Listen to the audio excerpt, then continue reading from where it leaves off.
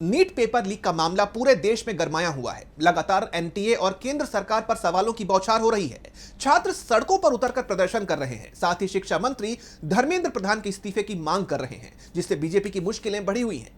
इस बीच अब नीट का पेपर लीक ना हो, इसे लेकर धर्मेंद्र प्रधान ने एक ऐसा ऐलान किया है कि उससे सियासत और गर्मा गई है। देखिए ये रिपोर्ट। नीट पेपर लीक को लेकर देश में घमासान मचा हुआ है। गिरफ्तारियों का सिलसिला लगातार जारी है। एनटीए को बैन करने की मांग की जा रही है, तो वहीं शिक्षा मंत्री धर्मेंद्र प्रधान की कुर्सी भी खतरे में है।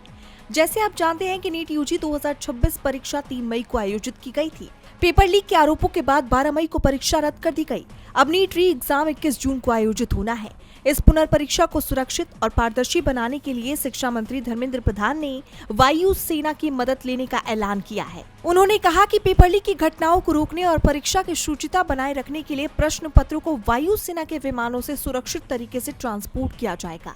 जून में मानसून और अन्य लॉजिस्टिक चुनौतियों के बीच वायुसेना की मदद से प्रश्न पत्रों की समय पर और सुरक्षित डिलीवरी सुनिश्चित की जाएगी। इस व्यवस्था में वायुसेना के साथ साथ डाक विभाग, गृह मंत्रालय और राज्यों की पुलिस को भी शामिल किया गया है, ताकि सुरक्षा का एक मजबूत चक्र तैयार किया जा सके। आपको याद होगा, हाल ही में रक्षा मंत्री राजनाथ सिंह की अध्यक्षता में कुछ स्तरीय बैठक हुई थी, जिसमें इस विकल्प पर विचार किया गया था और अब इसका ऐलान भी कर दिया गया है, जिसे लेकर बवाल मचा हुआ है।